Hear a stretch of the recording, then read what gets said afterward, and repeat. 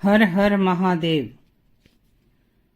साथियों, आज दर्शन करते हैं क्रम से सभी 12 ज्योतिर्लिंगों के, जो हमारे आध्यात्मिक जीवन को मार्ग दिखाने वाले 12 प्रकाश पुंज हैं।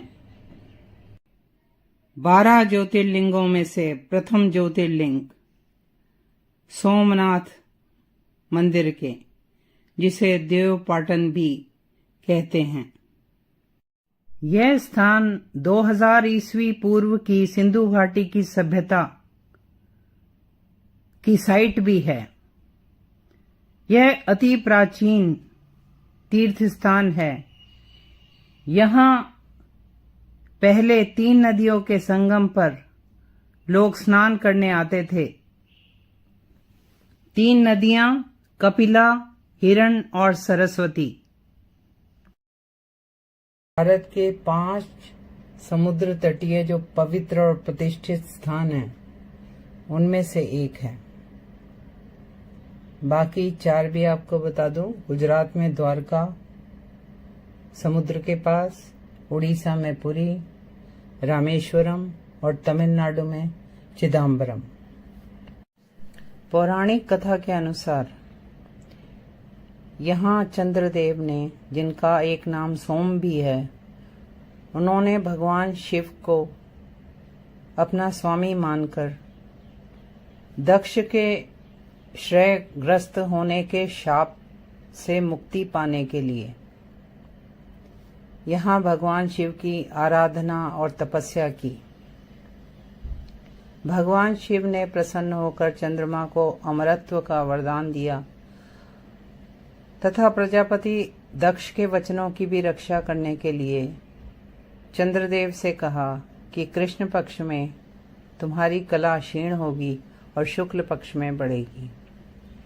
इस वरदान से सब लोग प्रसन्न हो गए और चंद्रदेव फिर पूर्ववत सुधावर्षण का कार्य करने लगे। शाप मुक्त होकर चंद्रदेव और अन्य देवताओं ने भगवान शिव से प्रार्थना की कि आप इस प्रभास क्षेत्र में मां पार्वती के साथ निवास करें।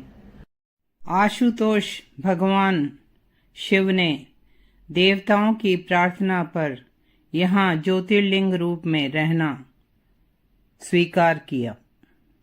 प्राचीन धार्मिक ग्रंथों में प्रभास पाटन के नाम से प्रसिद्ध था। मंदिर गुजरात के सौराष्ट्र क्षेत्र में वेरावल में स्थित है।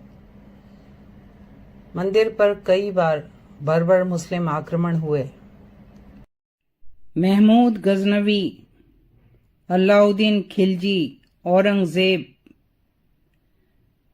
इन्होंने मंदिर को लूटा, तीर्थयात्रियों की हत्या की, मंदिर को जलाया। यह मंदिर कई बार बनाया गया। आस्थावान शासक मंदिर को बार बार सही करवाते रहे, पुनर्निर्माण करते रहे। 18वीं शताब्दी में इंदौर की रानी अहिल्याबाई होलकर ने मंदिर के साथ ही, जो टूट गया था, एक छोटा मंदिर और बनवाया और उसमें शिवलिंग स्थापित किया। अब यह पुराना सोमनाथ कहलाता है।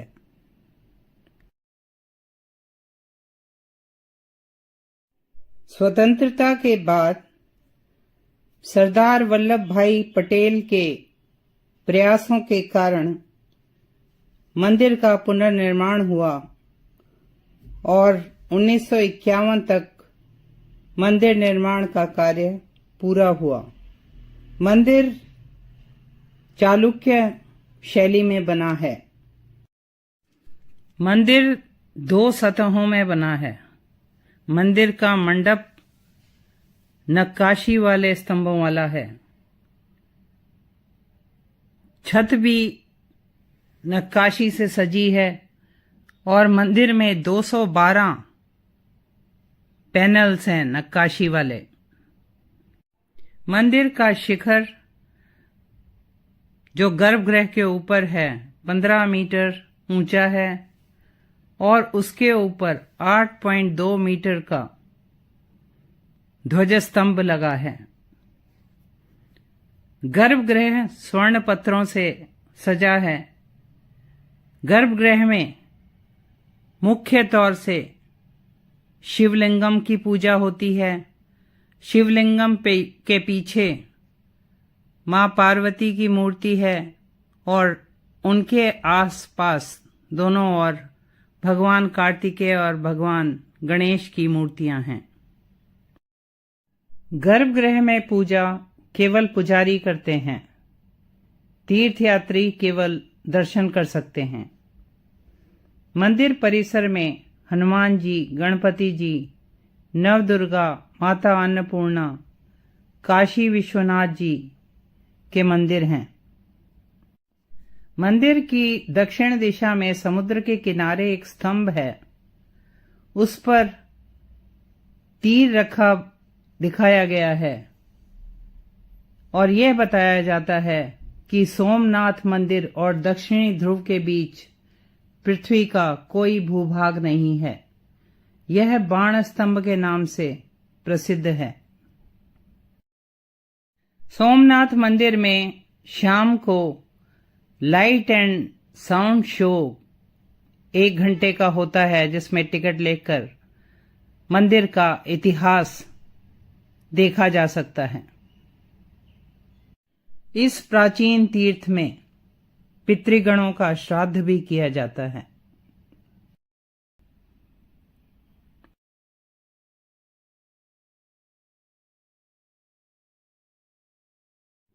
अब दर्शन करते हैं मल्लिकार्जुन ज्योतिर्लिंग के। यह स्थान तेलंगाना में कुर्नूल से 180 किलोमीटर और हैदराबाद से 213 किलोमीटर की दूरी पर है। यहाँ केवल ज्योतिर्लिंग ही नहीं है, बल्कि शक्तिशाली शक्तिपीठ भी है, जो 18 शक्तिपीठों में से एक है, भ्रामरंबिका शक्तिपीठ।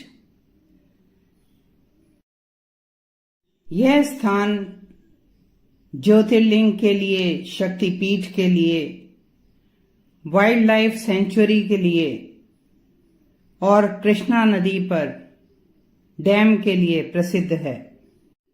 कहा जाता है आदि शंकराचार्य जी ने इस मंदिर में यात्रा करके ही शिवानंद लहरी लिखी। मंदिर अति प्राचीन है और द्रविड़ शैली में बना है। इस मंदिर का जिक्र 2री शताब्दी में भी पाया जाता है। मंदिर में 4 भव्य गोपुरम, बहुत से अन्य मंदिर और मुख्य मंदिर भगवान मल्लिकार्जुन अर्थात महादेव का और भ्रामरंबा का है। मंदिर को बाद में विजयनगर शासकों ने और शिवाजी ने आगे बढ़ाया। इस मंदिर से संबंधित 2 पौराणिक कथाएं हैं। पहली कथा के अनुसार जब गणेश जी और कार्तिकेय जी के विवाह में यह निश्चित नहीं हो पा रहा था कि किसका विवाह पहले होगा, तो शिवजी और पार्वती जी ने, जो जगत पिता और जगत माता हैं, उन्होंने निश्चय किया कि जो धरती की परिक्रमा करके पहले लौटेगा उसका विवाह पहले कर दिया जाएगा। कार्तिकेय जी अपने मयूर वाहन पर बैठकर पृथ्वी की परिक्रमा करने निकल पड़े और गणेश जी ने अपने माता पिता की ही 7 बार परिक्रमा कर ली। भगवान शिव और माता पार्वती उनके बुद्धि कौशल से प्रसन्न हुए और उन्होंने उनका विवाह, गणेश जी का विवाह सिद्धि और बुद्धि से कर दिया।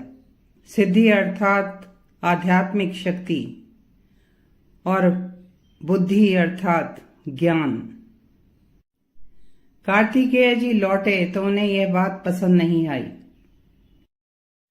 भगवान कार्तिकेय कैलाश छोड़कर क्रौंच पर्वत पर चले गए। मां पार्वती पुत्र स्नेह में व्याकुल थी और शिवजी के साथ मां पार्वती भी क्रौंच पर्वत की तरफ निकल पड़े। कार्तिकेय जी ने जब सुना कि उनके माता पिता उन्हें शांत करने आ रहे हैं तो वे 3 योजन और आगे चले गए। भगवान शिव क्रौंच पर्वत पर ज्योतिर्लिंग रूप में स्थापित हुए और यहाँ मां पार्वती मल्लिका के रूप में प्रसिद्ध हुई। शिव शक्ति ज्योतिर्लिंग रूप में यहाँ स्थित हुए। शिव पुराण के अनुसार पुत्र स्नेह से व्याकुल भगवान शिव और मां पार्वती हर पर्व पर अपने पुत्र को देखने यहाँ आते हैं। हर अमावस्या को भगवान शिव और हर पूर्णिमा को मां पार्वती पुत्र को देखने आते हैं। दूसरी कथा माता के भ्रामरंभा अवतार की है। अरुणासुर दैत्य ने सारे विश्व को जीत लिया और आतंकित कर रहा था। उसे ब्रह्मा जी ने वरदान दिया था तपस्या के बाद कि कोई भी 2 पैर और 4 पैर वाला जीव उसे मार नहीं सकता। माता ने भ्रामरंभा का अवतार लिया। उन्होंने पूरी सेना मधुमक्खियों की बनाई और उस सेना ने पल भर में ही अरुणासुर और उसकी सेना का वध कर दिया। मंदिर से लगभग 2 किलोमीटर पहले ही साक्षी गणपति जी का मंदिर है, जिस पर अभी कुछ ही दिन पहले मैंने वीडियो बनाई थी। श्रीशैलम ज्योतिर्लिंग के दर्शन से पहले यात्री भगवान गणपति जी के पास अपनी यात्रा का विवरण लिखवाते हैं, अर्थात वे नोट करते हैं कि कौन कौन श्रीशैलम ज्योतिर्लिंग के दर्शन करने जा रहा है। ऐसे माना जाता है क्योंकि मूर्ति ऐसी बनी है कि उनके एक हाथ में पुस्तक, दूसरे में कलम है। मल्लिकार्जुन ज्योतिर्लिंग का अभिषेक कृष्णा नदी के जल से किया जाता है, जो यहाँ पाताल गंगा के नाम से प्रसिद्ध हैं और नदी तक जाने के लिए 852 सीढ़ियां हैं। यह स्थान शैव और शाक्त दोनों के लिए ही महत्वपूर्ण है। शिव सती कथा प्रसंग के अनुसार यहाँ मां की ग्रीवा गिरी। कुछ लोग कहते हैं यहाँ मां का ऊपर का होंठ गिरा। एक मुख्य मंदिर भगवान शिव का है जहां ज्योतिर्लिंग स्थापित है। सामने नंदी बैठे हैं। नंदी धर्म का प्रतीक हैं। उनके 4 पैर तपस्या, पवित्रता, दया और सत्य हैं। वे भगवान के मुख्य गण हैं और उनकी आज्ञा के बिना कोई कैलाश नहीं जा सकता। और भगवान शिव धर्म के भगवान हैं।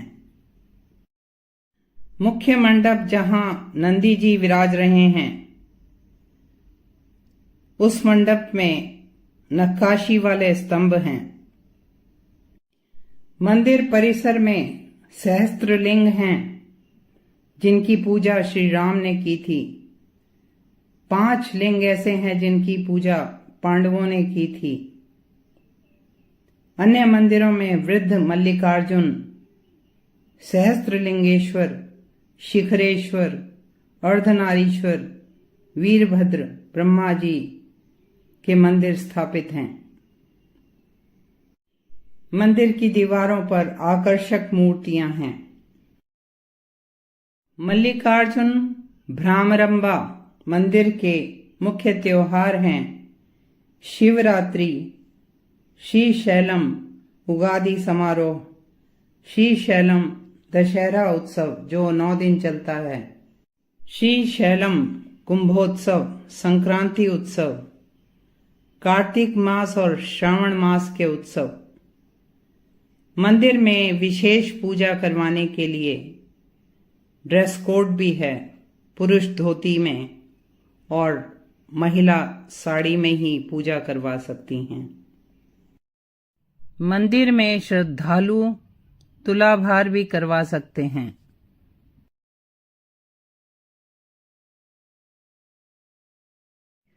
अब दर्शन करते हैं उज्जैन के महाकालेश्वर ज्योतिर्लिंग के, जो मां का शक्तिपीठ भी है।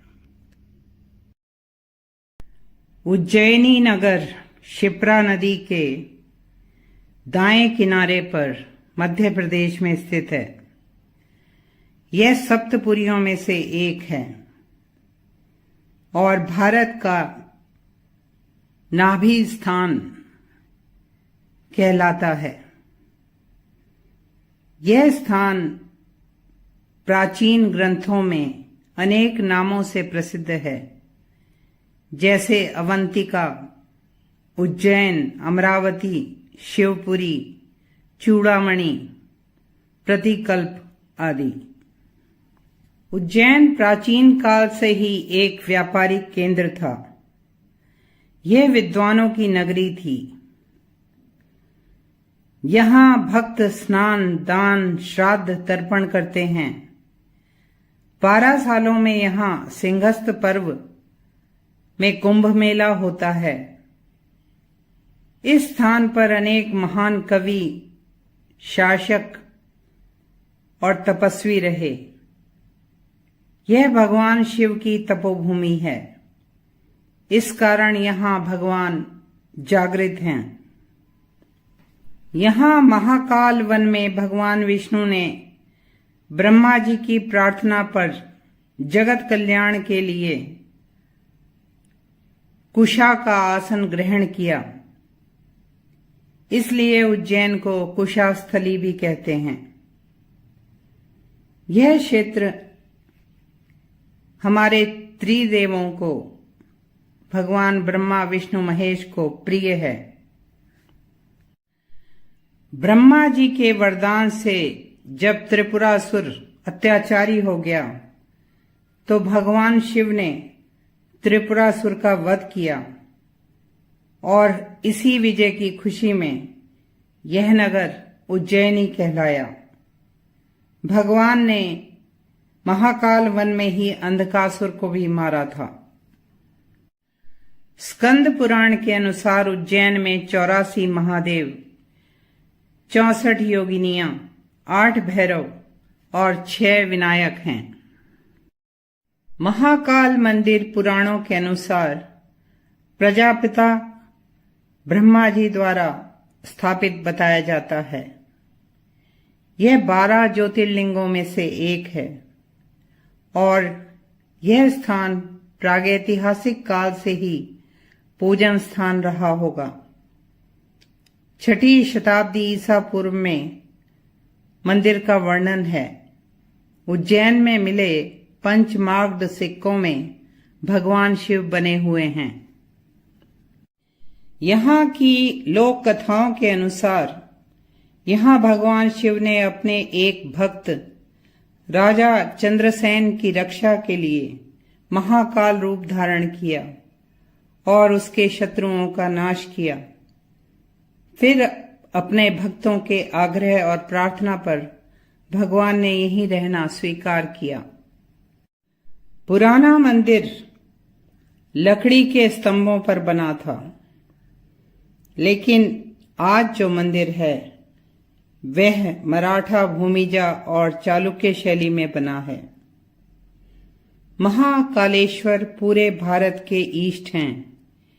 भारत के समय के काल के ईष्ट हैं। मंदिर की 5 मंजिलें हैं। उनमें एक मंजिल तो अंडरग्राउंड है और मंदिर के चारों ओर ऊंची दीवारें हैं। पास में एक पवित्र जलकुंड कोटि तीर्थ कहलाता है। मंदिर के भव्य शिखर और प्रवेश द्वार हैं।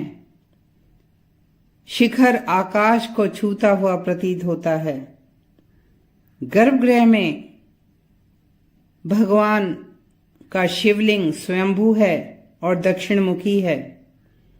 गर्भगृह में ही गणेश जी, मां पार्वती और कार्तिकेय जी की मूर्तियां हैं।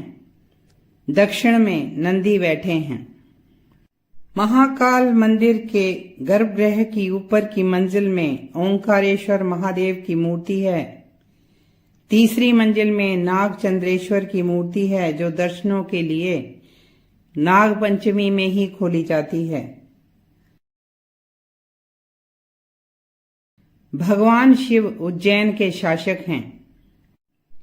मंदिर में मां पार्वती जी का छोटा मंदिर, राम मंदिर बने हैं और महाकाल मंदिर एक शक्तिपीठ भी है। यहाँ देवी महाकाली कहलाती हैं और शिव सती कथा प्रसंग के अनुसार यहाँ मां का ऊपर का होंठ गिरा। मंदिर की भस्म आरती का भक्तों में विशेष महत्व है, जो सुबह 4 बजे होती है। भगवान का जलाभिषेक और भस्म लगाई जाती है। प्रसाद के रूप में यह भस्म ही दी जाती है, जिसे हम अपने को पवित्र करने के लिए माथे पर लगाते हैं। इसके लिए टिकट्स, स्पेशल पास लेने होते हैं, जो ऑनलाइन भी मिल सकते हैं। श्री महाकाल लोक कॉरिडोर बनने से इस स्थान की सुंदरता, प्रसिद्धि और बढ़ गई है। टूरिज्म भी काफी बढ़ गया है। कॉरिडोर के प्रवेश पर नंदी द्वार और पिनाकी द्वार बनाए गए हैं। यहाँ 108 स्तंभों वाला भगवान शिव के तांडव नृत्य की मुद्राएं दिखाते हुए महाकाल पथ बना हुआ है। लगभग 200 मूर्तियां भगवान शिव और मां शक्ति से संबंधित बनाई गई हैं। म्यूरल वॉल पर शिव पुराण की कहानियां उकेरी गई हैं। बीच में कमल तालाब है, जिसमें फव्वारों की शोभा, और बीचों बीच भगवान शिव स्थित हैं। मंदिर के प्रमुख त्योहार नवरात्रि और शिवरात्रि हैं, जब यहाँ मेले का आयोजन भी किया जाता है और पूरी रात पूजा होती है। भगवान महाकाल अपने भक्तों को रोग, दोष और मृत्यु के भय से मुक्त करते हैं और अपनी संरक्षण में रखते हैं।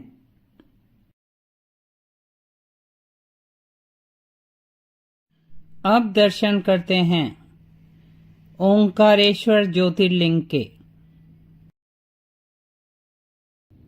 यह प्रकृति की सुंदरता के मध्य पवित्र कावेरी और नर्मदा नदियों के संगम पर स्थित है।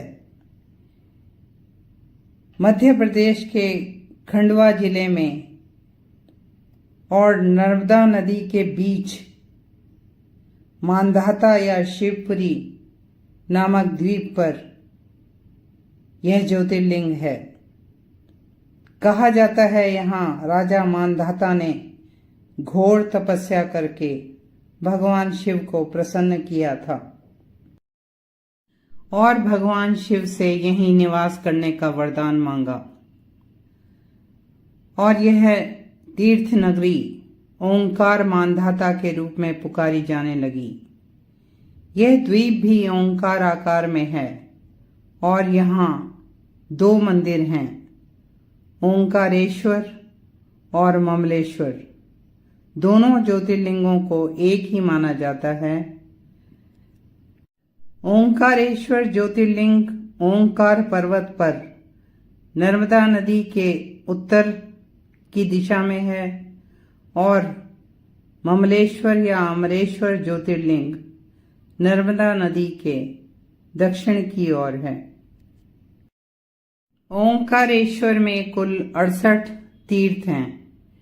यहाँ नर्मदा जी के घाट को कोटि तीर्थ या चक्र तीर्थ कहा जाता है और ऐसे माना जाता है कि जमुना जी में 15 दिन स्नान, गंगा जी में 7 दिन स्नान करने का जो पुण्य फल मिलता है वह नर्मदा जी के दर्शन मात्र से प्राप्त हो जाता है। इस मंदिर पर भी मुस्लिम आक्रांताओं के आक्रमण हुए और हर बार मंदिर का पुनर्निर्माण किया गया। श्रद्धालु नर्मदा जी में स्नान करके ओंकारेश्वर मंदिर में दर्शन करने जाते हैं। यहाँ 33 कोटि देवता परिवार सहित निवास करते हैं और कुल 108 शिवलिंग हैं। ममलेश्वर शिवलिंग अहिल्याबाई होलकर द्वारा बनाया गया है। कहा जाता है कि यहाँ देवी अहिल्याबाई होलकर की ओर से नित्य मिट्टी के 18,000 शिवलिंग तैयार करके ब्राह्मणों द्वारा पूजा करने के बाद नदी में विसर्जित किए जाते थे। आज यह कार्य 5 पुजारी करते हैं। पहले ओंकारेश्वर में और फिर ममलेश्वर में दर्शन किए जाते हैं। ओंकारेश्वर मंदिर नागर वास्तुकला शैली में बना है। मंदिर में बहुत ही सुंदर वास्तुकला और नक्काशी है। ओंकारेश्वर मंदिर 5 मंजिला भवन है। पहली मंजिल में ओंकारेश्वर शिवलिंग, दूसरी में महाकालेश्वर ज्योतिर्लिंग, तीसरी में सिद्धनाथ महादेव शिवलिंग है, चौथी में गुप्तेश्वर लिंग है, 5वीं मंजिल में ध्वजेश्वर शिवलिंग है। मंदिर का शिखर दूसरी मंजिल के महाकालेश्वर ज्योतिर्लिंग के ऊपर है। तीसरी, चौथी और 5वीं मंजिलों में स्थित लिंगों के ऊपर छतों पर अष्टभुजाकार आकृतियां बनी हुई हैं।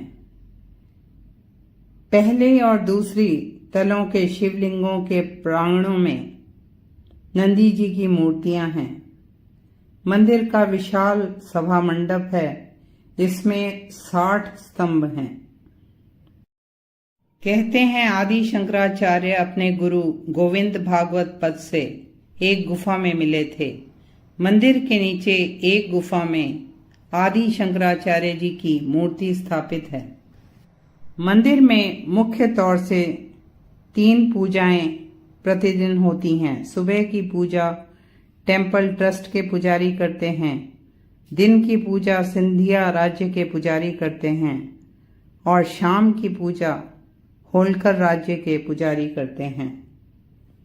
यहाँ भक्तों में शयन आरती देखने का विशेष महत्व है। भगवान की सेज सजती है, उस पर चौपड़ बिछाई जाती है। कहा जाता है भगवान शिव और मां पार्वती यहाँ शयन के लिए आते हैं और चौपड़ भी खेलते हैं। सुबह मंदिर में चौपड़ के पासे बिखरे हुए नजर आते हैं। ओंकारेश्वर ज्योतिर्लिंग के चारों ओर जल भरा रहता है। मंदिर का द्वार छोटा है, एक गुफा सी प्रतीत होती है। गर्भगृह में स्वयंभू ज्योतिर्लिंग काले पत्थर के हैं। पास में मां पार्वती जी की मूर्ति सफेद पत्थर की है। मंदिर परिसर में पंचमुखी गणेश जी की मूर्ति भी है। ओंकारेश्वर तीर्थ क्षेत्र में अनेक दर्शनीय मंदिर, मठ और आश्रम हैं। इस तीर्थ में कावेरी नदी ओंकार पर्वत का चक्कर लगाकर नर्मदा नदी से मिलती है और यह पवित्र नर्मदा कावेरी संगम बनता है। ओंकारेश्वर मंदिर में भगवान महादेव को चने की दाल चढ़ाने की परंपरा है। ओंकारेश्वर जी की परिक्रमा मार्ग में रामेश्वरम मंदिर, गौरी सोमनाथ मंदिर विशेष हैं। मंदिर के विशेष त्योहारों में शिवरात्रि, नवरात्रि, सावन अभिषेक धूमधाम से मनाए जाते हैं। यहाँ धनतेरस की पूजा का भी विशेष महत्व है। धनतेरस की सुबह कुबेर महालक्ष्मी महायज्ञ हवन होता है, जिसमें कई जोड़े पूजा के लिए बैठते हैं।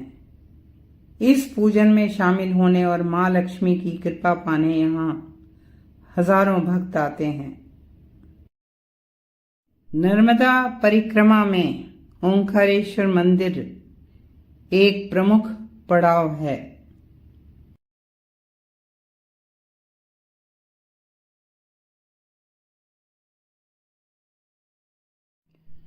अब दर्शन करते हैं मंदाकिनी नदी के किनारे हिमालय की पर्वत श्रृंखलाओं पर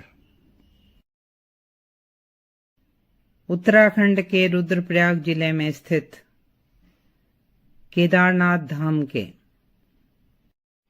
यह 4 छोटे धामों में से एक धाम है। ये छोटे धाम हैं गंगोत्री, यमुनोत्री, बद्रीनाथ जी और केदारनाथ जी। 5 केदारों में से एक है। 5 केदार हैं तुंगनाथ, रुद्रनाथ, मध्य महेश्वर और कल्पेश्वर। 12 ज्योतिर्लिंगों में से एक है, जो सबसे ज्यादा ऊंचाई पर है।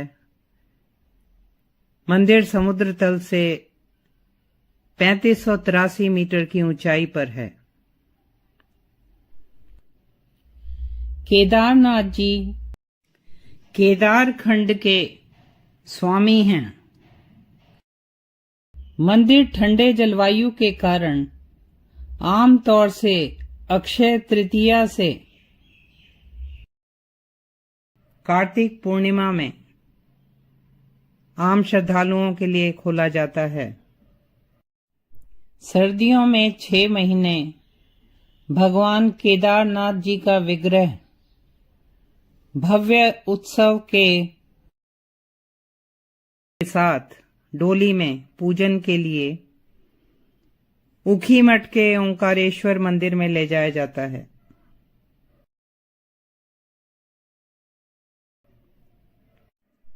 मंदिर के मुख्य पुजारी कर्नाटक के वीर शैव संप्रदाय के होते हैं और सर्दियों में बाबा केदार के विग्रह को डोली में बिठाकर वे ही ओंकारेश्वर मंदिर ले जाते हैं।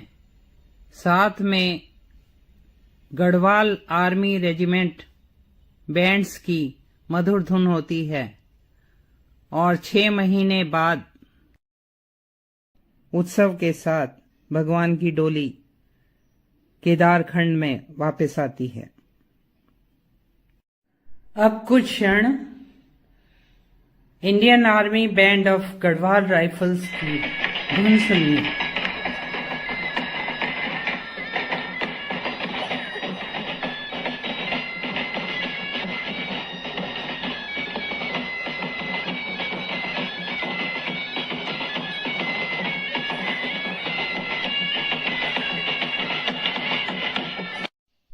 केदारनाथ मंदिर भारी ग्रे पत्थरों की इंटरलॉकिंग से बना है। मंदिर पहाड़ी शैली में एक चबूतरे पर है। मंदिर के गर्भगृह में स्वयंभू शिवलिंग हैं। एक छोटा सा स्तंभ वाला कमरा है जो स्वर्ण पत्रों से सजा है। साथ में मां पार्वती हैं और दीपक जलता है। साथ के मंडप में 5 पांडवों की और द्रौपदी जी की मूर्तियां हैं। श्री कृष्ण और वीरभद्र भी दीवार पर उकेरे गए हैं। बाहर नंदी जी बैठे हैं। मंदिर के बाहर परिक्रमा मार्ग है। मंदिर का निर्माण पांडवों द्वारा बताया जाता है। यहाँ द्वापर युग में पांडवों ने शिवजी को प्रसन्न करने के लिए तपस्या की। महाभारत युद्ध में अपने भाइयों की हत्या के पाप से पांडव मुक्त होना चाहते थे। भगवान शिव इसी कारण उनसे मिलना नहीं चाहते थे और गुप्त काशी में वे नंदी के रूप में विचर रहे थे।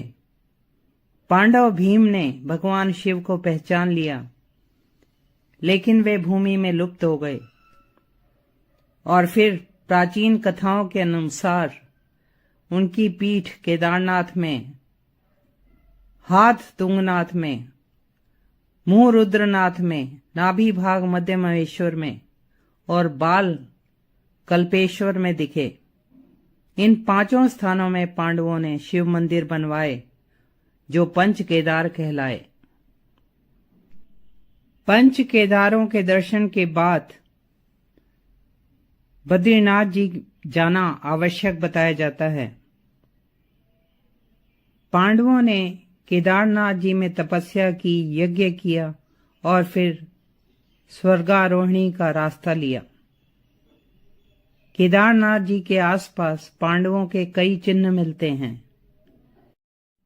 राजा पांडु के नाम से पांडुकेश्वर है। यहाँ स्थानीय लोग पांडव लीला करते हैं। केदारनाथ जी से जुड़ी दूसरी कथा शिव पुराण में है। शिव पुराण भगवान शिव का वांग्मय रूप है। इसमें लिखा है, भगवान विष्णु ने नर नारायण अवतार में बद्रीवन में पार्थिव शिवलिंग बनाकर शिव पूजन किया। उनकी पूजा से भगवान प्रसन्न हुए और प्रकट हुए और नर नारायण से वरदान मांगने को कहा। नर नारायण ने सर्व कल्याण के लिए भगवान शिव को यहाँ रहने को कहा और भगवान शिव यहीं ज्योतिर्लिंग रूप में स्थापित हो गए। केदारनाथ जी के मंदिर तक पहुंचने के लिए गौरी कुंड से ट्रैकिंग शुरू होती है। ये 22 किलोमीटर की ट्रैकिंग है। इस स्थान पे मां पार्वती जी ने शिव जी को वर रूप में पाने के लिए तपस्या की थी। यहाँ गर्म पानी के स्प्रिंग से बना जलकुंड है, जिसमें स्नान करके भक्त केदारनाथ जी की ओर प्रस्थान करते हैं।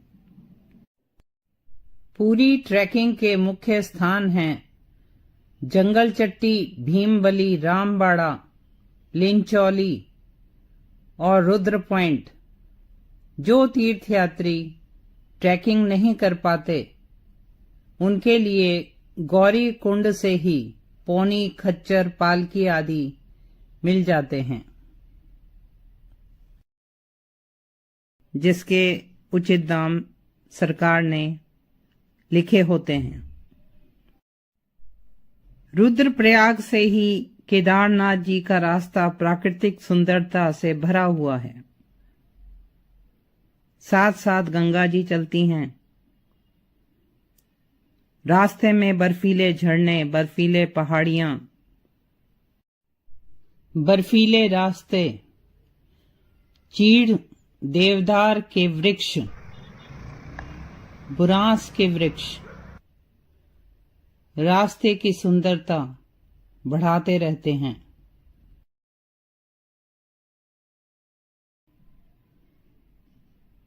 अब यात्रियों की सुविधा के लिए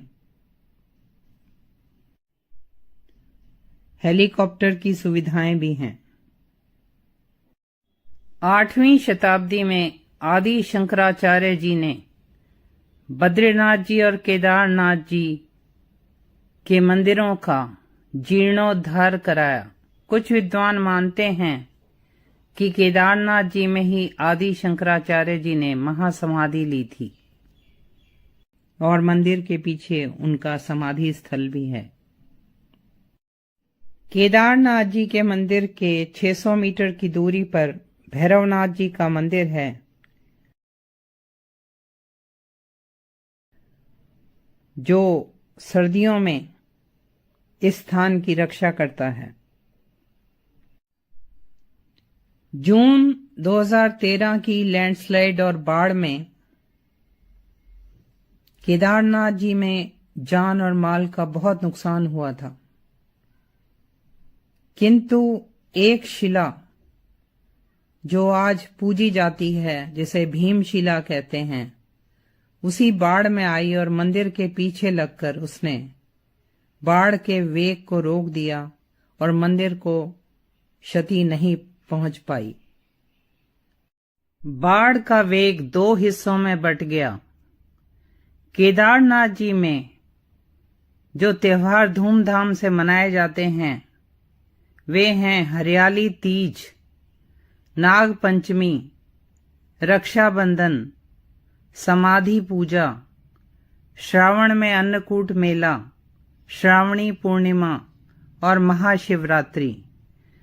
भावी सरकारी योजनाओं में भविष्य में केदारनाथ जी मंदिर और शंकराचार्य जी की समाधि स्थल के बीच शिव उद्यान बनने का प्रावधान है, जिसमें बेलपत्री और ब्रह्म कमल समेत अनेक पुष्प और औषधीय पौधे लगाए जाएंगे। रोपवे बनेगा और 12 ज्योतिर्लिंगों के दर्शन होंगे। यह हमारे प्रधानमंत्री श्री नरेंद्र मोदी जी का ड्रीम प्रोजेक्ट है। ऐसे तीक्ष्ण जलवायु वाले तीर्थ स्थानों में ज्यादा भीड़ के दिनों में भी नहीं जाना चाहिए। वैसे सरकार ने अब तीर्थ यात्रियों की संख्या नियंत्रित रखने के लिए उत्तराखंड के ऑनलाइन पोर्टल में रजिस्ट्रेशन कराने का प्रबंध किया हुआ है।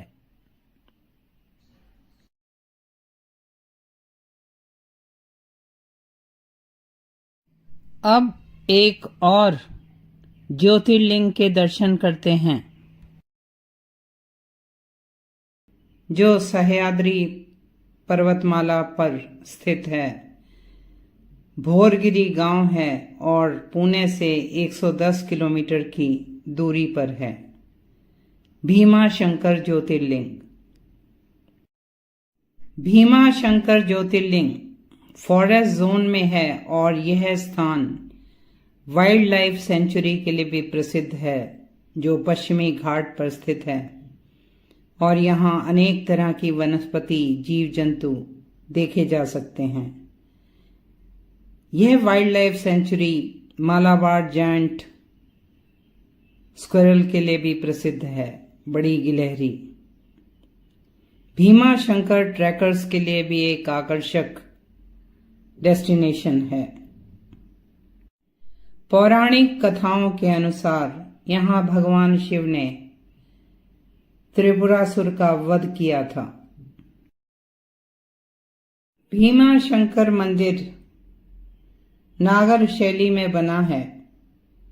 मंदिर के शिखर पर त्रिशूल की शोभा है। वर्तमान मंदिर 13वीं शताब्दी का बताया जाता है और यहाँ मंदिर में सभा मंडप और शिखर 18वीं शताब्दी में नाना फडणवीस ने बनवाए थे। शिवाजी ने मंदिर में काफी भूमि दान की ताकि मंदिर का खर्चा चल सके। मंदिर में चीमाजी अप्पा द्वारा भेंट की हुई पुर्तगाली घंटी भी देखी जा सकती है, जो उन्होंने पुर्तगालियों को जीतने के बाद प्राप्त करी होगी। मंदिर पहुंचने के लिए 240 सीढ़ियां हैं और रास्ते में दोनों ओर ही, सीढ़ियों के दोनों ओर ही पूजा सामग्री की दुकानें हैं। भीमा नदी का उद्गम भीमा शंकर गांव से ही है। मंदिर के द्वारों के फ्रेम और स्तंभ नक्काशी से सुशोभित हैं।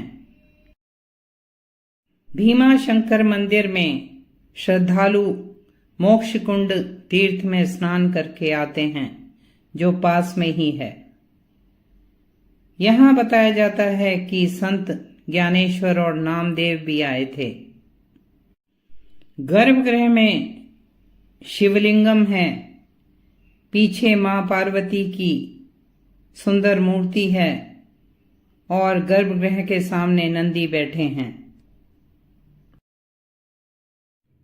मंदिर के मंडप के बाहर भी शिवलिंगम और 2 नंदी बैठे हैं, जो बहुत ही प्राचीन पाषाण के बने हुए लगते हैं। साथ ही एक दीप ज्योति स्तंभ है।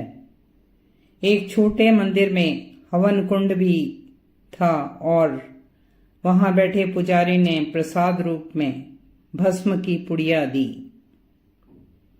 गर्भगृह के बाहर की दीवार पर श्री कृष्ण और हनुमान जी की पाषाण की मूर्तियां हैं।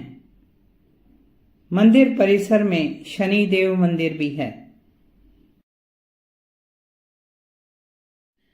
भीमा शंकर मंदिर में महाशिवरात्रि, दिवाली और गणेश चतुर्थी धूमधाम से मनाए जाते हैं। मंदिर के रखरखाव में, प्रकाश व्यवस्था में तथा यात्रियों की सुविधा की दृष्टि से काफी कमियां नजर आती हैं। आशा करती हूं हमारी सरकारें इस ओर ध्यान देंगी।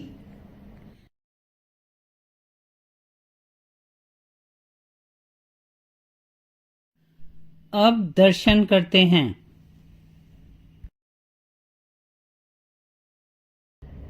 बारह ज्योतिर्लिंगों में शिवजी को अत्यंत प्रिय प्रसिद्ध काशी विश्वनाथ मंदिर के बनारस या काशी का अर्थ प्रकाश भी होता है। यह मंदिर काशी में गंगा के पश्चिमी किनारे पे स्थित है। यहाँ भगवान श्री विश्वनाथ कहलाते हैं। यह भगवान शिव का स्वर्ण मंदिर भी कहलाता है। इस मंदिर को बहुत प्राचीन बताया जाता है, किंतु नवीन जो मंदिर है उसे अकबर के समय राजा मान सिंह ने और 1780 में इंदौर की मराठा महारानी अहिल्याबाई होलकर ने बनवाया। इस तीर्थ पर भी बर्बर आक्रांताओं के आक्रमण हुए और हर बार श्रद्धालुओं ने, भक्तों ने मंदिर का पुनर्निर्माण करवाया। काशी सप्तपुरियों में से एक है। भगवान शिव इस क्षेत्र के राजा हैं। यहाँ गंगा में स्नान और काशी विश्वनाथ के दर्शन मोक्ष का द्वार खोल देते हैं। मंदिर 3 भागों में विभक्त है। 2 भागों के ऊपर शिखर हैं, एक भाग के ऊपर गुंबद है। एक शिखर और गुंबद स्वर्ण पत्रों से सुसज्जित है। एक शिखर पर झंडा और त्रिशूल भी है। यहाँ हर दिन हजारों भक्त दर्शन के लिए आते हैं। कहा जाता है 1835 में महाराणा रणजीत सिंह ने मंदिर के गुंबद पर स्वर्ण पत्र चढ़ाने के लिए 1 टन सोना भेंट किया। अन्य राज परिवार और धनी व्यक्ति भी मंदिर में समय समय पर कीमती भेंट करते थे। दिसंबर 2021 में काशी विश्वनाथ कॉरिडोर का प्रधानमंत्री श्री नरेंद्र मोदी जी ने इनॉग्रेशन किया, जिसमें मंदिर से मां गंगा पर ललिता घाट तक का रास्ता बनाया गया। इस क्षेत्र में जो निर्माण कार्य हुए उसके दौरान 40 से ज्यादा अति प्राचीन मंदिर मिले। मंदिर के फूलों को एक कंपनी रिसाइकल करके अगरबत्ती बनाने का काम भी कर रही है। मंदिर के गर्भगृह में ज्योतिर्लिंग चांदी की वेदी पर है।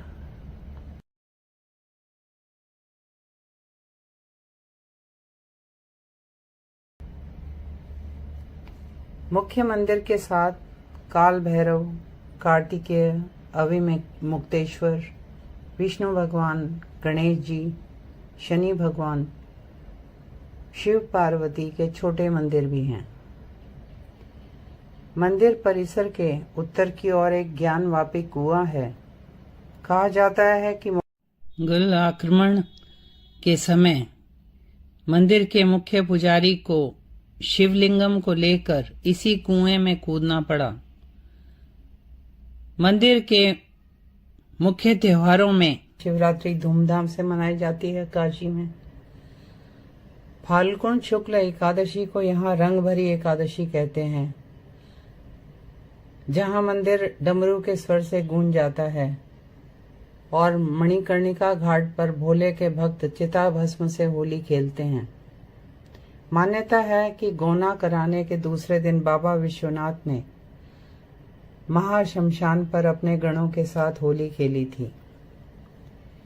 एक और मुख्य त्योहार है बसंत पंचमी, जहां बाबा को तिलक किया जाता है। पौराणिक काल से मंदिर का हिंदू धर्म में महत्व है। यहाँ दर्शन के लिए आदि शंकराचार्य, गोस्वामी तुलसीदास, गुरु नानक देव जी, रामकृष्ण परमहंस, स्वामी विवेकानंद, स्वामी दयानंद सरस्वती आदि महापुरुष आए। एक हिंदू के लिए काशी विश्वनाथ और भगवान रामेश्वरम के दर्शन अनिवार्य हैं। कुछ श्रद्धालु जीवन के अंतिम दिनों में यहाँ रहना चाहते हैं ताकि उनकी मृत्यु इस पवित्र पुण्य तीर्थ में मोक्षदायी हो। काशी एक ऐसा क्षेत्र है जहाँ मृत्यु का स्वागत और मृत्यु पर नित्य व उत्सव होता है। जहाँ शमशान, जो जीवन का अंतिम चरण और शाश्वत सत्य है, वहाँ भी फागुन मनाया जाता है। हिंदू धर्म में माना जाता है कि प्रलय काल में भी काशी क्षेत्र का लोप नहीं होता। प्रलय के समय भगवान शंकर इसे अपने त्रिशूल पर धारण कर लेते हैं और सृष्टि काल आने पर इसे नीचे उतार देते हैं।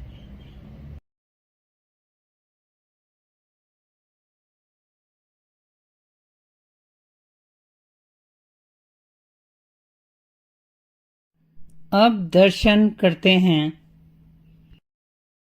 त्र्यंबकेश्वर ज्योतिर्लिंग के, जो भगवान के अनंत स्वरूप का प्रतीक है।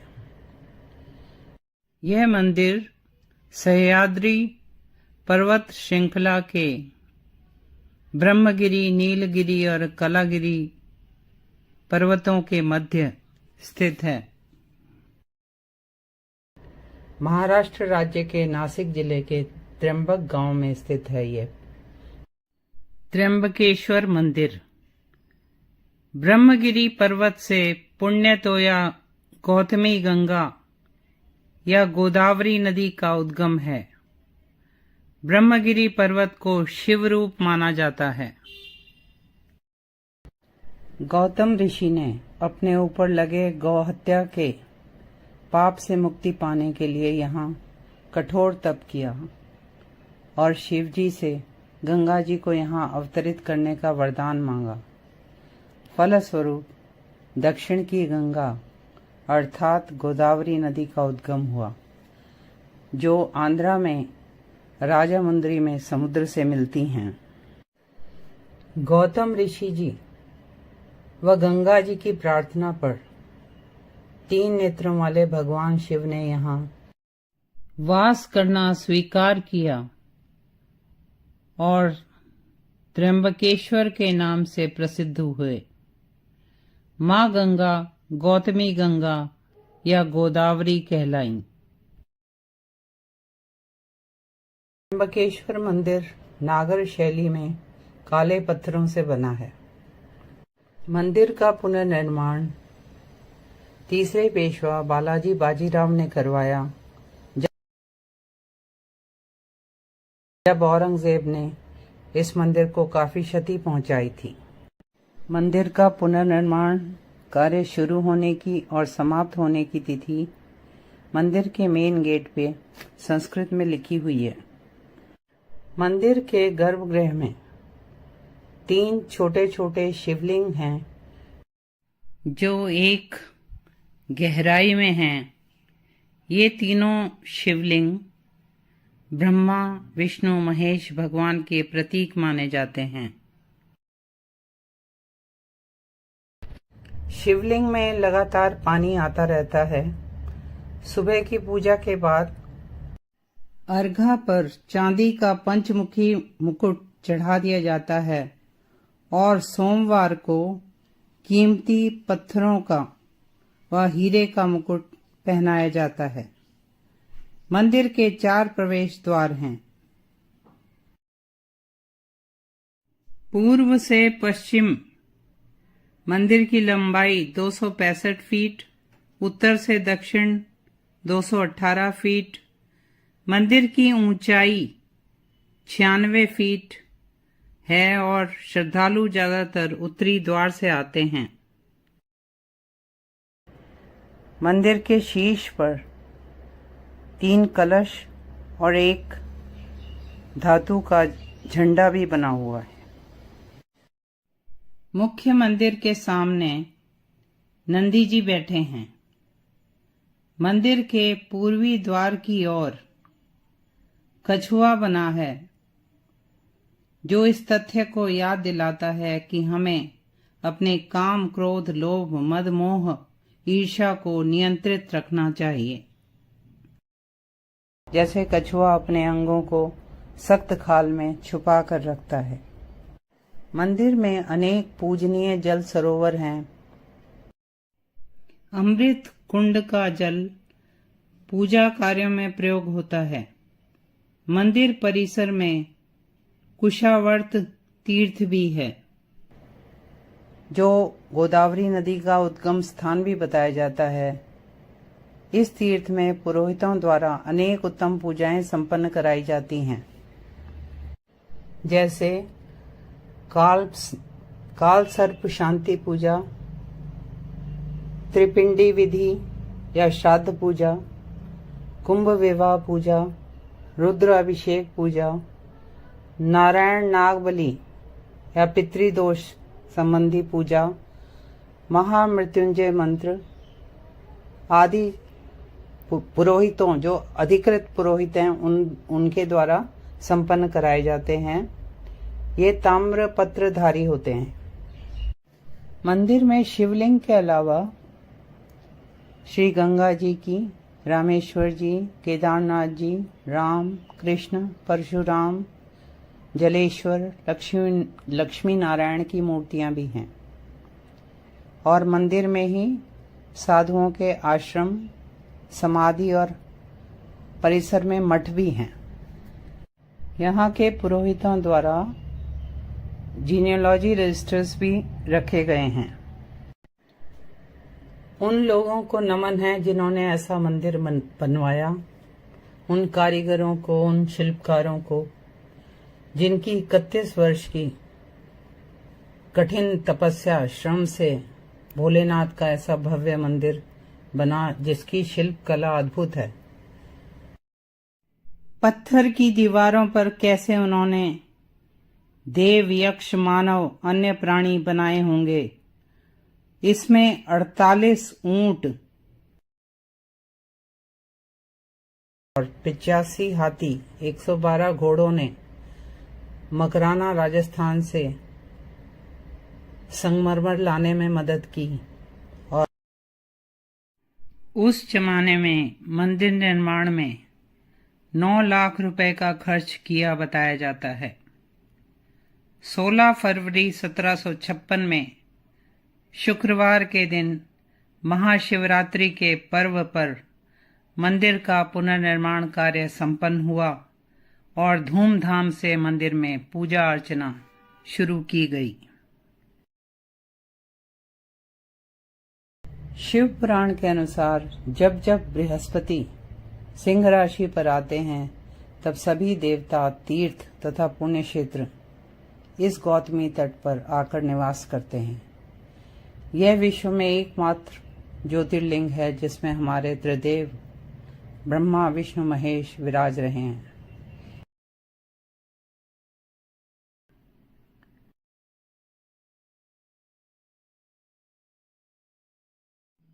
अब दर्शन करते हैं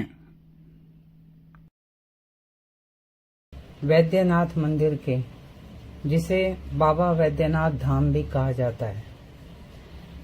यह 12 ज्योतिर्लिंगों में से एक है।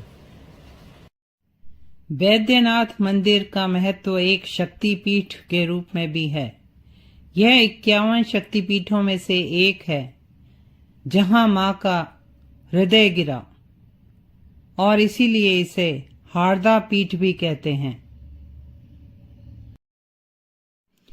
यहाँ मां जया दुर्गा कहलाती हैं और भैरव वैद्यनाथ जी कहलाते हैं। यह भारत के झारखंड राज्य के संथाल परगना में देवघर में स्थित है। हिंदू मान्यताओं के अनुसार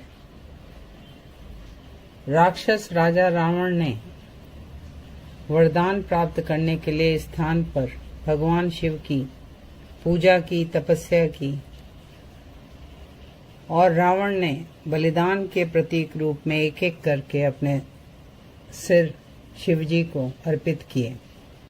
इससे प्रसन्न होकर भगवान शिव ने रावण पर दृष्टि डालकर ही उसे ठीक कर दिया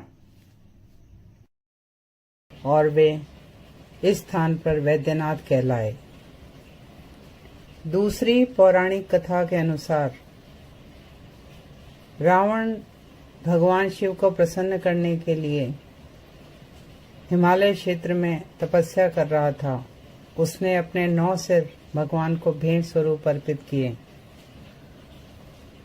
और 10वां सिर काटने की तैयारी कर ही रहा था कि भगवान उसके सामने प्रकट हुए और वरदान मांगने को कहा। रावण कामना लिंग को अर्थात भगवान को कैलाश से लंका द्वीप ले जाना चाहता था। भगवान शिव ने सहमति तो दे दी, किंतु कहा कि यदि लिंगम को रास्ते में रखा गया तो वे वहीं स्थापित हो जाएंगे और उसे स्थानांतरित नहीं किया जा सकेगा। देवता नहीं चाहते थे कि रावण जैसे राक्षस को कामना लिंग प्राप्त हो। उनके प्रयास से रावण शिवलिंगम को लंका ना ले जा पाया, किंतु उसने शिवलिंग को हिलाने का प्रयास किया और अपने अंगूठे से दबाया। तभी से यह कामना लिंग के रूप में देवघर में ज्योतिर्लिंग स्थापित हुआ। अर्थात यह मंदिर त्रेता युग से, श्री राम के युग से पूजा जा रहा है और समय समय पे इसका पुनर्निर्माण होता रहा है। सन 1496 में गिद्धौर बिहार के राजा पूरनमल ने वैद्यनाथ मंदिर का पुनर्निर्माण कराया था। ऐसा माना जाता है कि यहाँ भगवान शिव पहली बार अरिद्रा नक्षत्र की रात को ज्योतिर्लिंग रूप में प्रकट हुए थे।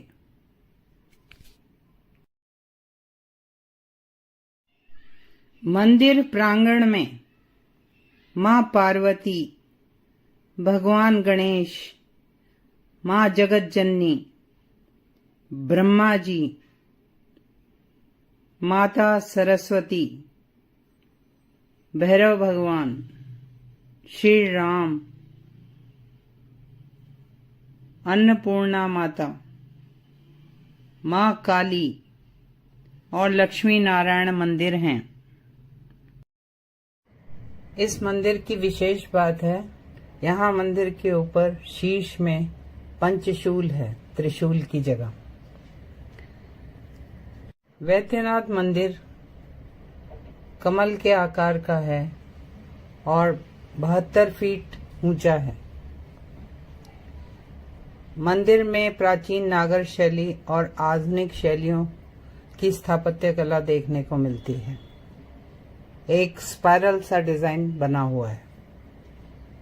यहाँ वैद्यनाथ जी का मुंह पूर्व की ओर है। मंदिर में सुबह पहले लिंगम पर कच्चा जल यहाँ के पुजारी चढ़ाते हैं और फिर तीर्थयात्री जल, फूल और बिल्व पत्र चढ़ाते हैं। सावन की कांवड़ यात्रा में यहाँ लाखों तीर्थयात्री आते हैं। सुल्तानगंज से गंगा जल लाकर कांवड़िए भगवान को चढ़ाते हैं, जो वैद्यनाथ से लगभग 108 किलोमीटर दूर है। पूरे रास्ते ये कांवड़िए भक्ति भाव से भिगोए हुए मन से नंगे पैर चलते हैं और भगवा रंग के कपड़े पहने इन लोगों की अटूट कतार पूरे 108 किलोमीटर 1 महीने तक इस सड़क पर फैली रहती है।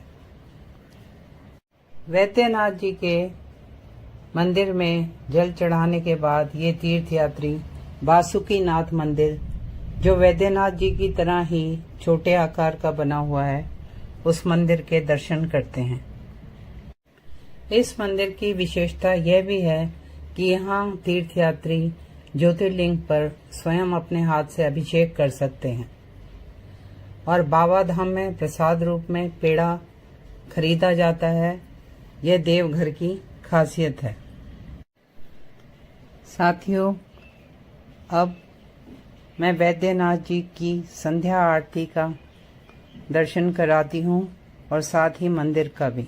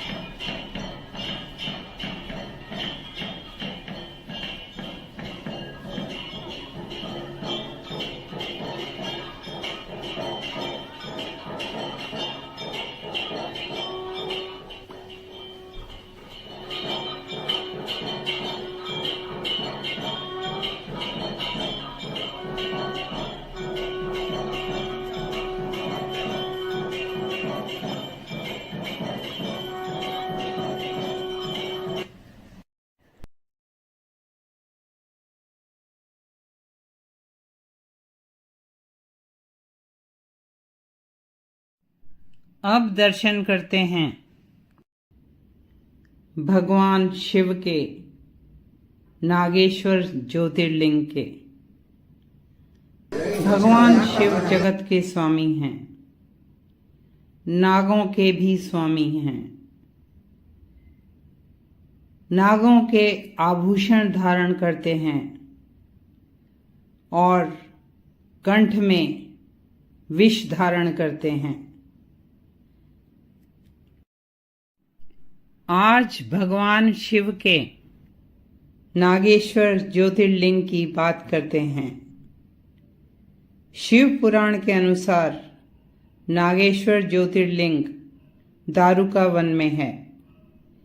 इस संबंध में जो कथा प्रचलित है वह है, सुप्रिय नाम का एक धर्मात्मा वैश्य था। वह भगवान शिव का भक्त था। उसकी शिव भक्ति से दारुक नामक राक्षस को ईर्ष्या होती थी। वह विघ्न डालने की कोशिश करता था। उसने सुप्रिय को बंदी बना लिया और अपने अनुचरों को सुप्रिय को मारने का आदेश दिया। सुप्रिय मन ही मन भगवान से अपनी रक्षा की प्रार्थना कर रहा था। भगवान ज्योतिर्लिंग रूप में प्रकट हुए। उन्होंने सुप्रिय को अपना पाशुपत अस्त्र दिया, जिससे सुप्रिय ने राक्षस दारुक को मार डाला और वह शिव धाम को चला गया।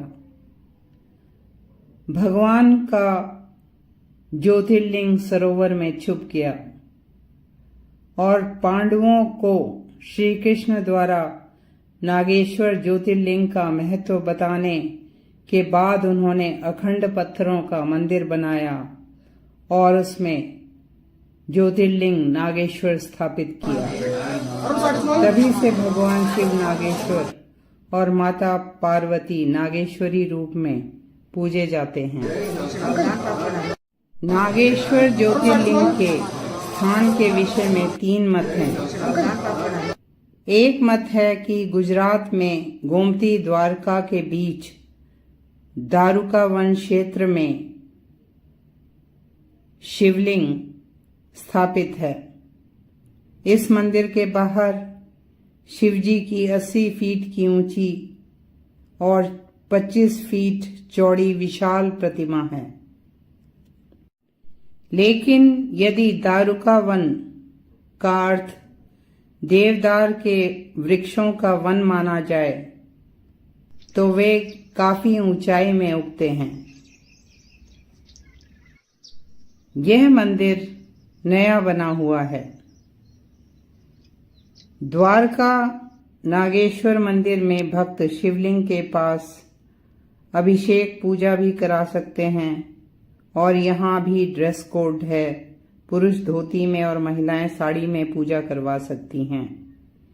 यहाँ सौभाग्य के लिए चांदी के नाग नागिन का जोड़ा चढ़ाने की प्रथा है।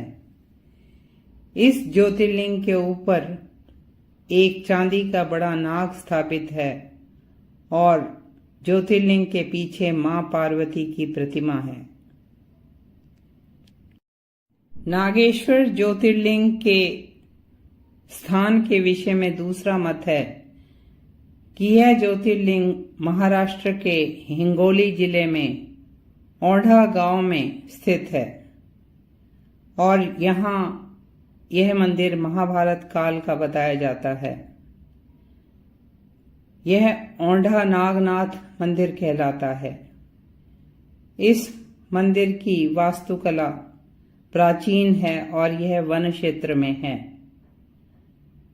औरंगजेब के आक्रमण से पहले कहते हैं यह 7 मंजिला मंदिर था और उसके आक्रमण के बाद महारानी अहिल्याबाई होलकर ने मंदिर का मराठा शैली में पुनर्निर्माण कराया। यहाँ ज्योतिर्लिंग धरती की सतह से नीचे है। इस मंदिर में नामदेव की शिव भक्ति प्रसिद्ध है। मंदिर में एक मंदिर छोटे ज्योतिर्लिंगों का 12 ज्योतिर्लिंगों का मंदिर है। 108 अन्य मंदिर शिवजी के लिए समर्पित हैं। यहाँ मुख्य मंदिर के पीछे नंदी स्थित हैं। औंढा नागनाथ मंदिर में माघ के महीने में मेला लगता है। नागेश्वर ज्योतिर्लिंग के स्थान के विषय में तीसरा मत है कि नागेश्वर ज्योतिर्लिंग उत्तराखंड में अल्मोड़ा से 17 मील आगे जोगेश्वर तीर्थ में है, जिस पर मैंने विस्तृत वीडियो बना रखी है। इससे 1.5 मील की ऊंचाई पर देवदार के सघन वृक्षों के बीच नदी के तट पर नागेश्वर ज्योतिर्लिंग स्थित है। जागेश्वर धाम में पाषाण के मंदिर हैं और ASI के अनुसार ये मंदिर 2500 साल पुराने हैं। कहा जाता है आदि शंकराचार्य जी ने केदारनाथ जी जाने से पहले यहाँ कई मंदिरों का पुनर्निर्माण कराया और इस परिसर में छोटे बड़े 125 मंदिर हैं। जागेश्वर वैली ऑफ गॉड्स कहलाता है। यह क्षेत्र पुरातत्व विभाग द्वारा संरक्षित है और जागेश्वर में मानसून मेला और शिवरात्रि में धूमधाम रहती है। अब दर्शन करते हैं रामेश्वरम ज्योतिर्लिंग के। हमारे पवित्र ग्रंथों में, रामायण में, पुराणों में, हमारी सभ्यता संस्कृति में, हमारे तीर्थों में रामेश्वरम का प्रमुख स्थान है। रामेश्वरम इंडियन मेनलैंड से बम्बन ब्रिज से जुड़ा है। यह तमिलनाडु के रामनाथपुरम जिले में स्थित है और गल्फ ऑफ मन्नार में शंख आकार का यह सुंदर द्वीप है। रामेश्वरम श्रीलंका से सबसे करीब है। 12 ज्योतिर्लिंगों में से यह सबसे दक्षिणी बिंदु में है।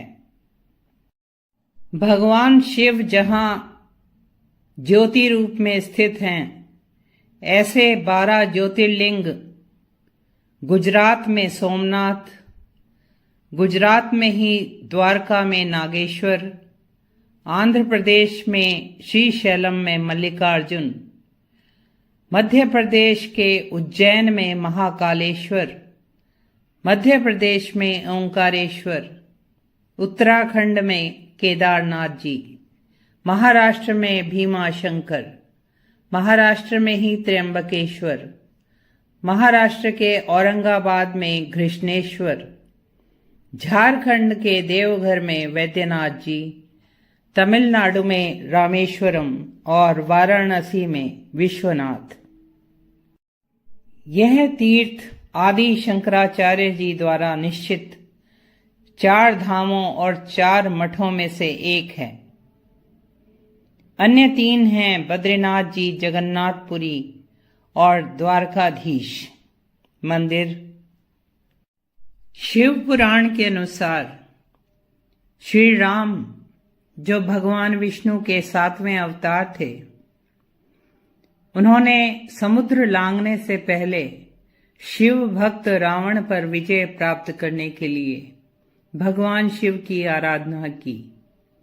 भगवान शिव माता पार्वती और पार्षदों सहित उनकी आराधना से प्रसन्न हुए। उन्होंने दर्शन दिए और विजय का वरदान दिया। श्री राम ने संसार को पवित्र करने के लिए भगवान शिव से यहीं निवास करने की प्रार्थना की और भगवान शिवलिंग रूप में स्थित होकर रामेश्वर नाम से प्रसिद्ध हुए। पुराणों के अनुसार भगवान राम, लक्ष्मण और सीता जी ने युद्ध विजय के बाद भी कृतज्ञता प्रकट करने के लिए शिवजी की आराधना की थी। उन्होंने यहाँ शिवलिंग बनाया और रावण वध के बाद ब्राह्मण हत्या के पश्चाताप स्वरूप आराधना की। रामनाथ स्वामी मंदिर अर्थात भगवान राम के गुरु शिवजी का मंदिर। यहाँ 2 शिवलिंग हैं। मुख्य मंदिर में विश्वलिंगम कहलाता है जो शिवलिंग है। ये हनुमान जी द्वारा कैलाश से लाया गया और रामलिंगम मां सीता द्वारा बनाया गया। यहां से कुछ ही किलोमीटर की दूरी पर धनुषकोटी बीच है, जहां बंगाल की खाड़ी और हिंद महासागर मिलते हैं। भगवान राम और उनकी वानर सेना द्वारा बनाया गया राम सेतु यहीं पर है, जहां राम नाम लिखने पर पत्थर भी तैरे थे।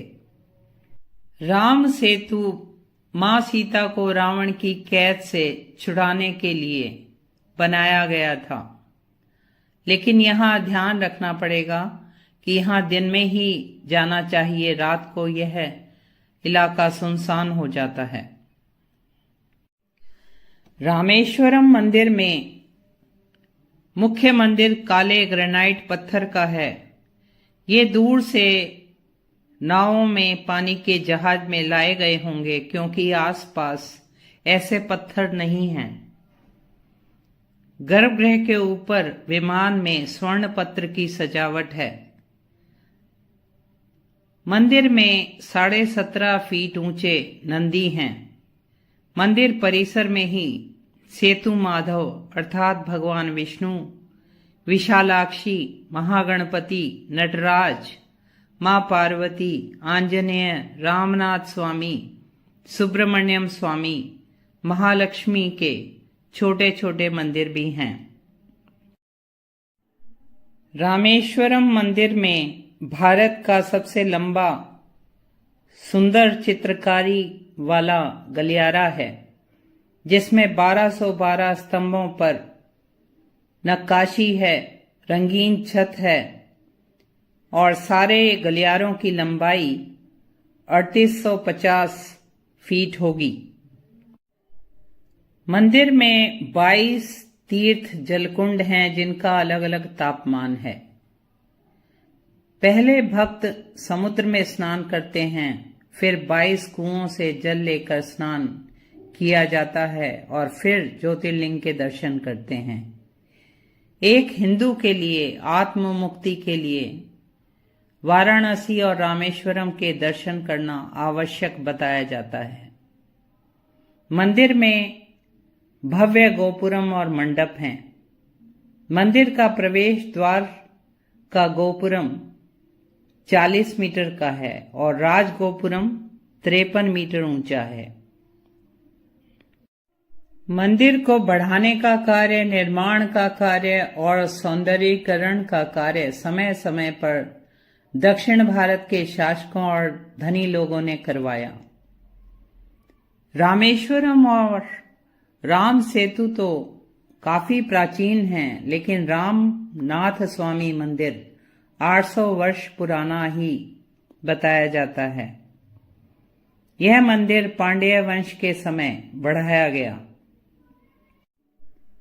मंदिर के मुख्य त्योहार हैं महाशिवरात्रि, वसंतोत्सव, तिरुकल्याणम और नवरात्रि। भगवान शिव और मां पार्वती से प्रार्थना है कि हमारे मन, आत्मा, बुद्धि और शरीर की आंतरिक और बाह्य दरिद्रता को दूर करें।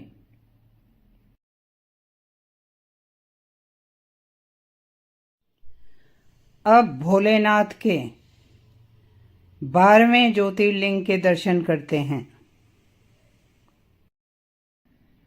घृष्णेश्वर ज्योतिर्लिंग के, जिसे घुष्मेश्वर, कुसुमेश्वर भी कहते हैं। यह 12 ज्योतिर्लिंगों में से एक है और सबसे छोटा ज्योतिर्लिंग मंदिर है, जो दक्षिण भारतीय वास्तुकला शैली में बना है। घुष्मेश्वर ज्योतिर्लिंग वैरुल गांव में छत्रपति संभाजी नगर जिले में स्थित है और यह एलोरा केव्स के, जो यूनेस्को वर्ल्ड हेरिटेज साइट है, लगभग 1.5 किलोमीटर की दूरी पर है। मंदिर 240 फीट बाय 185 फीट है। घृष्णेश्वर का अर्थ होता है करुणा के देवता। यह एक अति प्राचीन मंदिर है जो एक राष्ट्रकूट शासक ने येलगंगा नदी के साथ बनाया था।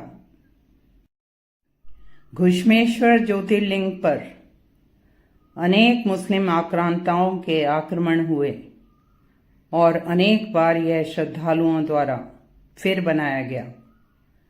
मुख्य तौर पर 16वीं शताब्दी में वैरुल के मालोजी भोंसले, जो छत्रपति शिवाजी के दादा थे, उन्होंने मंदिर का पुनर्निर्माण कराया।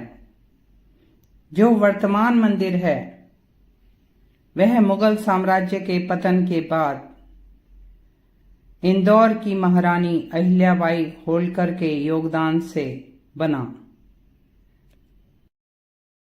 महारानी अहिल्याबाई होलकर को शत शत नमन, जिन्होंने भारत के मुख्य मंदिर बनाने में अपना योगदान दिया।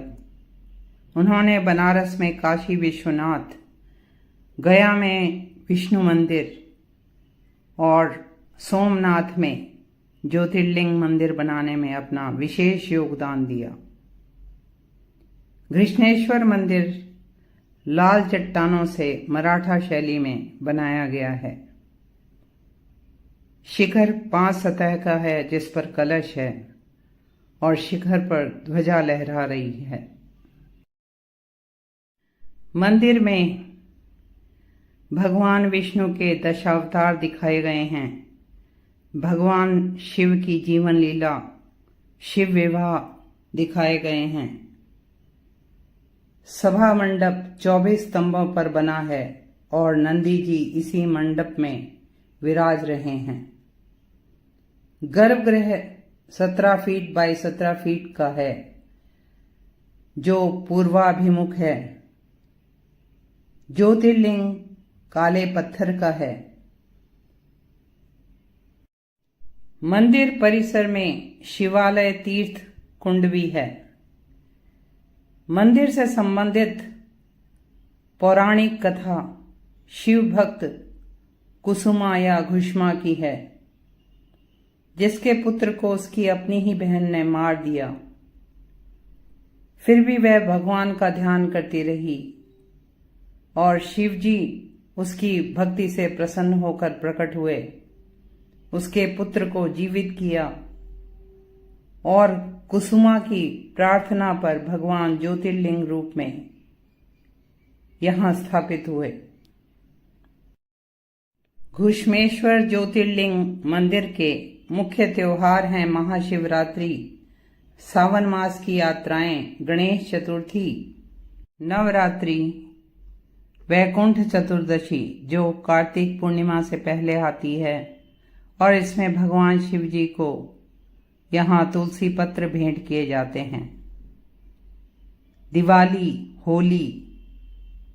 मंदिर में ड्रेस कोड भी है, पुरुषों के लिए धोती और महिलाओं के लिए साड़ी। भगवान क्योंकि करुणा के देवता हैं, घुष्मेश्वर भगवान से प्रार्थना है कि भगवान हमारे तन मन बुद्धि की दरिद्रता को दूर करें। साथियों, इस वीडियो में भोले भंडारी के 12 ज्योतिर्लिंगों के दर्शन और जानकारी एक साथ देने का प्रयास किया है। आशा है आपको यह वीडियो पसंद आएगा। आप देखेंगे और शेयर करेंगे और चैनल को सब्सक्राइब भी करेंगे। हर हर महादेव।